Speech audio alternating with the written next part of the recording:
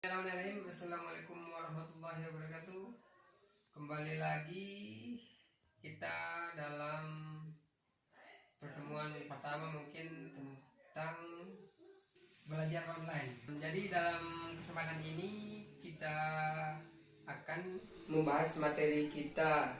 Jadi sebelum kita mulai belajar, terlebih dahulu kita apa sih tujuan kita belajar tentang ruang lingkup biologi. Yang pertama untuk statistik, tujuannya supaya statistik dapat mengetahui apa itu jadi sains. Kemudian statistik dapat mengetahui metode ilmiah. Kemudian yang selanjutnya statistik juga akan mengetahui tingkat organisasi kehidupan. Kemudian yang terakhir ada cabang-cabang dari biologi dan manfaatnya untuk kehidupan manusia. Baiklah, kita masuk langsung ke materi kita. Yang pertama yaitu bab pertama tentang ruang lingkup biologi, ya, ruang lingkup biologi. Jadi di dalam ruang lingkup biologi kita akan belajar tentang ciri-ciri sains. Yang kedua tentang metode ilmiah. Metode ilmiah ini mungkin sangat banyak sekali soal yang akan kita bahas nantinya. Kemudian yang ketiga ada tingkat organisasi kehidupan dari yang terkecil sampai yang terbesar. Kemudian yang terakhir ada kita akan bahas tentang cabang-cabang biologi. Jadi kita bahas yang pertama tentang ciri-ciri dari sains itu sendiri, ya. Yang pertama sains itu, ya, jadi yang pertama ciri dari sains itu ada konkret. Konkret artinya nyata. Jadi sains itu nyata adanya, itu harus konkret atau nyata. Yang kedua ada logis atau masuk akal. Jadi suatu sains itu harus masuk akal di nalar seorang manusia, ya. Kemudian yang ketiga ada objektif. Objektif itu artinya tidak berpihak. Tidak berpihak maksudnya tidak berpihak sama satu orang, artinya secara universal, ya. Kemudian yang selanjutnya universal. Artinya universal itu bisa diterima secara global. Artinya berlaku secara dunia. Artinya bukan hanya di lingkup suatu negara saja, artinya mencakup semua dunia, wilayah, ya. Kemudian yang selanjutnya sistematik itu artinya secara berurutan, ya, berurutan, tidak bisa dari meneliti, menghayal, kemudian langsung kesimpulan. Ada tahap-tahapannya dulu. Itu yang disebut dengan sistematis. Kemudian yang terakhir itu empiris, ya. Empiris maksudnya bisa dibuktikan dengan makna, ya. Kemudian yang selanjutnya ada metode ilmiah. Metode ilmiah itu maksudnya suatu cara yang digunakan oleh seorang peneliti untuk membuktikan suatu hipotesis. Jadi suatu metode ilmiah itu ada tahapan-tahapannya, ada langkah-langkahnya, ya.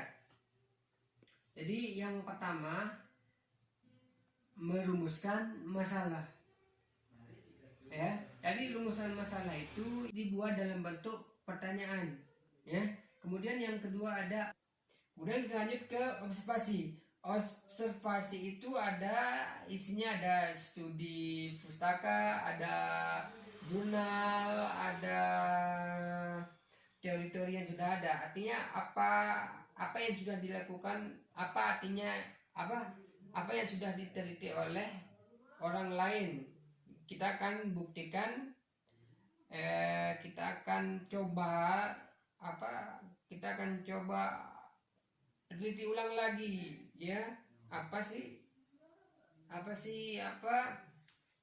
pengaruh dari intensitas cahaya yang tadi. Yang pertama ada tanaman mawar, ada intensitas cahaya ya. Kemudian yang selanjutnya ada hipotesis. Hipotesis artinya dugaan kita sementara sebelum kita melakukan penelitian. Jadi dugaan kita itu antara iya sama tidak, antara tidak atau iya, yang dan akan dibuktikan nanti setelah kita melakukan penelitian. Kemudian yang selanjutnya ada eksperimen. Eksperimen itu artinya percobaan. Kita akan melakukan percobaan dari suatu penelitian yang akan kita teliti ya. Kemudian yang terakhir ada kesimpulan. Kesimpulan itu artinya merangkum dari dari masalah sampai eksperimen. Kita akan bahas lebih lanjut dari metode ilmiah yang tadi. Kita akan contohkan ya. Yang pertama ada rumusan masalah. Rumusan masalah yang bagus itu seperti apa? Yang pertama ada pertanyaan. Jadi pertanyaan itu diungkapkan melalui 5W atau 1H. Jadi kalian sudah tahu apa itu 5W dan 1H ya. Kemudian kita akan buat pertanyaan. Misalnya, bagaimana pengaruh intensitas cahaya terhadap warna daun tumbuhan mawar? Ini merupakan rumusan masalah dari penelitian yang akan kita coba lakukan ya.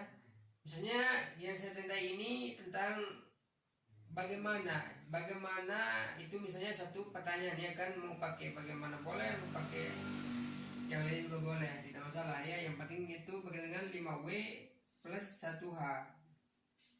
Dari rumusan masalah ini nanti kita akan membahas yang pertama dua variabel ya.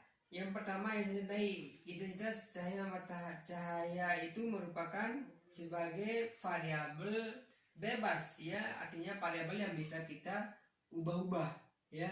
Jadi variabel bebas itu merupakan variabel yang mempengaruhi. Apa yang mempengaruhi di sini yaitu intensitas cahaya ya kan. Kemudian yang warna daun tumbuhan mawar itu merupakan variabel terikat. Apa itu variabel terikat? Variabel terikat itu merupakan variabel yang dipengaruhi. Yang dipengaruhi di sini kan variabel terikat, yang mempengaruhi yaitu variabel bebas. Kemudian kita lanjut ke observasi. Observasi itu isinya ada studi pustaka, ada jurnal, ada teori-teori yang sudah ada. Artinya apa yang sudah dilakukan, apa yang sudah diteliti oleh orang lain. Kita akan buktikan, kita akan coba teliti ulang lagi ya. Apa sih pengaruh dari intensitas cahaya yang tadi. Yang pertama ada tanaman mawar, ada intensitas cahaya ya.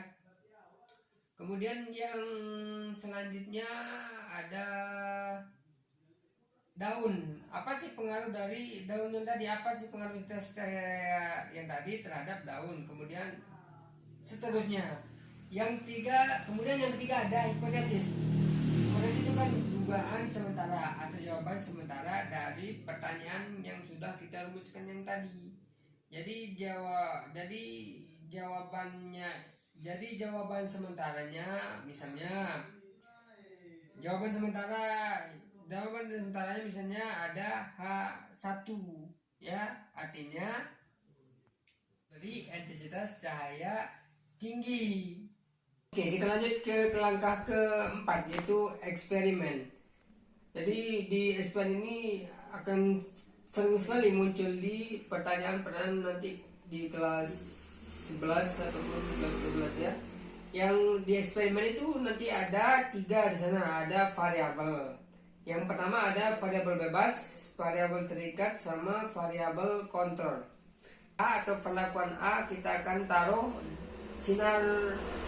Jadi di perlakuan A ini nanti kita akan taruh sinar matahari di tanaman itu akan langsung terkena sinar matahari. Kemudian yang di perlakuan B kita akan taruh tanaman yang terteduh oleh sinar matahari. Kemudian yang ketiga di tempat yang gelap, ya. Oke, kita membahas tentang variabel bebas. Variabel bebasnya apa dari soal yang tadi, ya? Yang pertama variabel bebas, yaitu variabel bebasnya itu intensitas cahaya matahari. Jadi dari tanaman ini kita akan lihat daunnya seperti apa yang terkena sinar matahari, kemudian yang teduh atau gelap. Variabel terikatnya apa? Yaitu warna tanaman tersebut. Kemudian apa variabel kontrolnya? Variabel kontrol penting hanya digunakan untuk menjadi pembandingnya. Apa variabel kontrolnya? Itu biasanya air, ya. Oke, yang terakhir itu ada kesimpulannya. Jadi apa kesimpulan dari penelitian kita yang tadi, atau apa hasil dari penelitian kita yang tadi? Jadi kesimpulannya itu diambil dari data, eksperimen, sama hasil dari eksperimen kita yang tadi. Jadi hasilnya seperti apa? Misalnya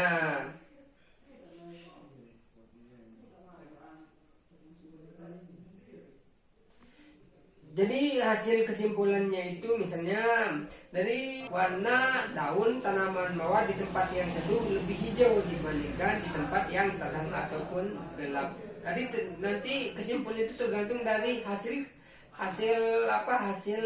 eksperimen kita. Jadi tidak harus berpengaruh di tempat yang gelap maupun tempat yang terang. Jadi hasilnya itu diterima. Jadi, kemudian yang kita lanjut yaitu pembahasan tentang tingkat-tingkat organisasi kehidupan dari yang terkecil sampai yang terbesar, ya. Dari yang terkecil misalnya, apa yang terkecil? Misalnya molekul. Kemudian yang kedua ada sel. Kemudian yang selanjutnya ada jaringan sampai bioma. Kemudian kita bahas satu-satu, ya. Mulai dari yang pertama ada molekul. Molekul itu isinya ada protein, ada DNA. Kemudian selanjutnya ada setingkat dari atas sel itu ada setingkat dari atas molekul itu ada namanya sel. Apa itu sel? Sel merupakan unit terkecil dari suatu kehidupan, entah itu manusia, hewan, tumbuhan maupun jenis makhluk hidup lainnya. Jadi sel itu merupakan unit terkecil dari kehidupan, tetapi sel itu terbuat dari molekul, ya. Kemudian setingkat lagi di atas dari sel itu ada jaringan. Jadi jaringan itu tersusun atas beberapa sel, ya. Nah, jadi di dalam jaringan itu nanti misalnya sel, kumpulan dari beberapa sel akan membentuk namanya jaringan. Kemudian yang selanjutnya setingkat di atas jaringan itu ada namanya organ. Jadi organ itu merupakan jaringan-jaringan yang berbeda akan melakukan fungsi yang sama, terbentuklah yang namanya organ. Nanti kemudian setelah itu setingkat di atas organ itu ada namanya sistem organ. Nanti di sistem organ ini merupakan organ misalnya ada paru-paru, ada hati dan lain sebagainya. Nanti itu kan ada organ-organ ini nanti akan melakukan fungsi yang berbeda-beda. Nanti itu akan membentuk yang namanya sistem organ. Kemudian di sistem organ itu nanti secara menyeluruh akan membentuk yang namanya organisme utuh atau individu utuh. Nah, kita contohnya di sini ada kucing. Kucing itu kan merupakan kucing yang satu dengan kucing lain yang lain itu kan sejenis. Nanti akan membentuk yang namanya populasi. Ya.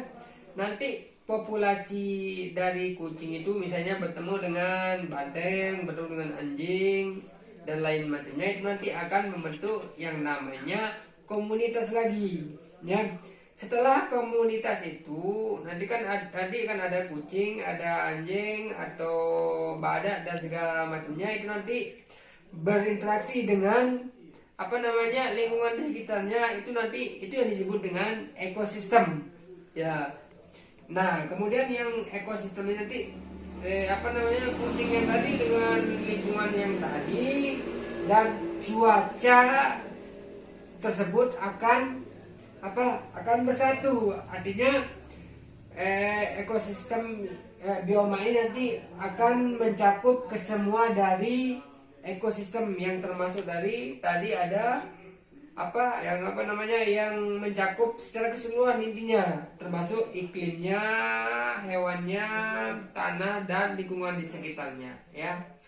Sampai di sana saja. Itu merupakan tingkat organisasi kehidupan, ya.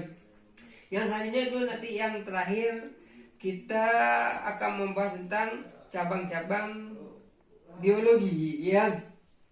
Di cabang-cabang biologi itu nanti ada banyak sekali cabang-cabang biologi yang berkaitan dengan ilmu-ilmu yang lain. Tapi di sini nanti kita akan bahas sedikit saja ya tentang cabang-cabang. Nanti kalian cari sendiri di referensi lain untuk cabang-cabang lain. Nanti di sini kita contohkan misalnya genetika sampai ekologi. Kita jelasin coba satu-satu. Genetika itu misalnya ilmu tentang pewarisan sifat dari orang tua ke anak misalnya. Kemudian yang kedua ada virologi. Apa itu virologi? Jadi ilmu yang tentang virus, ya. Kemudian yang selanjutnya ada bakteriologi. Bakteriologi ini maksudnya kalian bisa tahu sendiri artinya bakteri, ya. Kemudian sitologi artinya ilmu yang tentang sel. Mikologi, kemudian yang mikologi artinya ilmu yang tentang jamur, ya. Kemudian yang selanjutnya ada botani. Kan kita tahu apa arti botani kan, misalnya botani artinya tentang tumbuhan.